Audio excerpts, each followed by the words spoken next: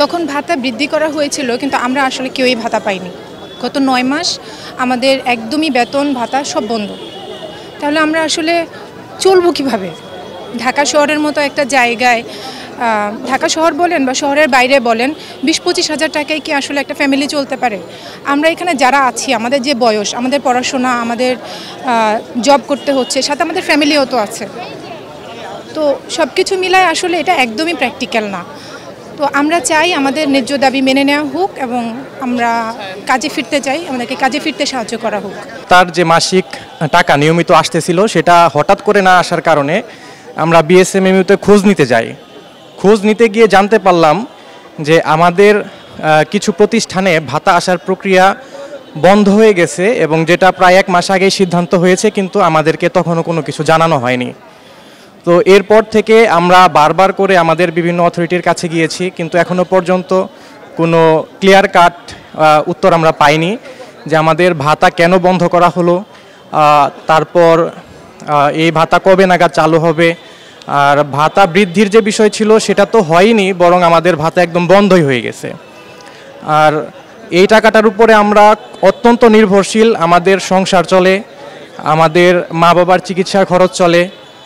আর এমনও অনেক কন্ডিশন আছে যেগুলো আসলে বললে সাধারণ মানুষজন অনেকে বিশ্বাস করতে চাইবে না। অনেকের সংসার টিকিয়ে রাখাও কঠিন হয়ে যাচ্ছে।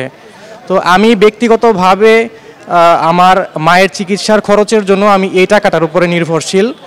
আর আমি বাইরে কোনো জায়গায় কাজ করতে পারি না, কারণ আমাদের কোর্সে থাকাকালীন সময় আমাদের হসপিটালে সবসময় সেবা দিতে হয়।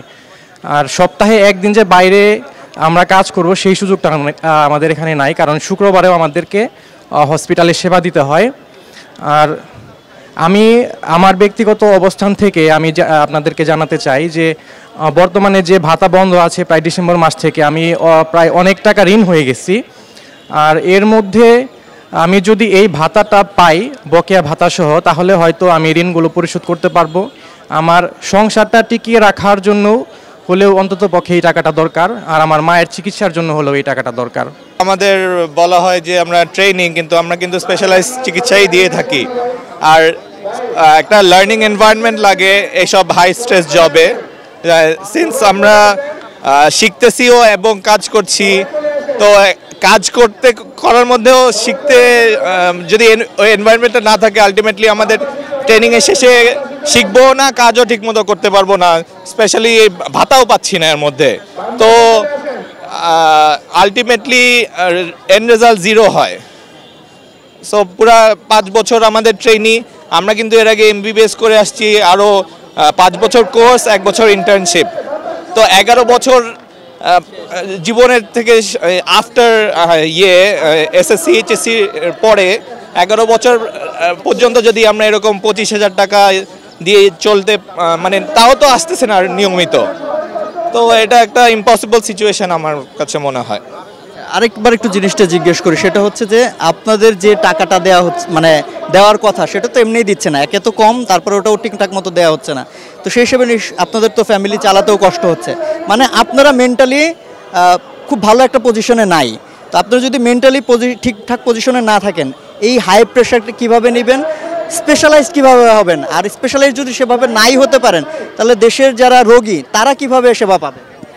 হ্যাঁ, এটা তো আপনি কোয়েশ্চেনটা আসলে পাবলিক অ্যান্ড অথরিটিতে করা উচিত, আমাদের না জিজ্ঞেস করে। জি না, একটু আগেই তো বললাম যে আসলে আমরা ফ্রেন্ডদের থেকে লোন নিতে হচ্ছে, যারা পারতেছে, বাবা মার সাপোর্ট, তাদের থেকে, কেউ শ্বশুর শাশুড়ি থেকে সাপোর্ট নিয়ে করতেছে। তো এটা আসলে একটা অ্যাডাল্টের জন্য কোনোভাবেই গ্রহণযোগ্য হতে পারে না।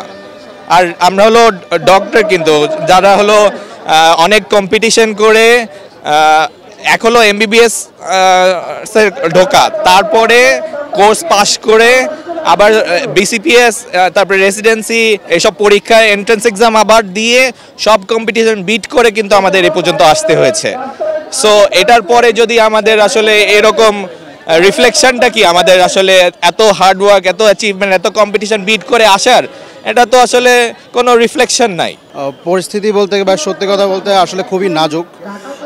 আমরা আসলে গত 6 মাস আগে, মানে গত 10 মাস আগে যে আন্দোলনটা ছিল, সেখানেও আমাদের দাবি ছিল হচ্ছে ভাতা বৃদ্ধি করে 50,000 টাকা উন্নীত করা, কারণ বর্তমান বাজারে দ্রব্যমূল্যের যে ঊর্ধ্বগতি, সাথে হচ্ছে গিয়ে সব কিছু মিলিয়ে আসলে পরিস্থিতিটা এখানকার জন্য একটু নাজুক হয়ে যাচ্ছিল বারবার।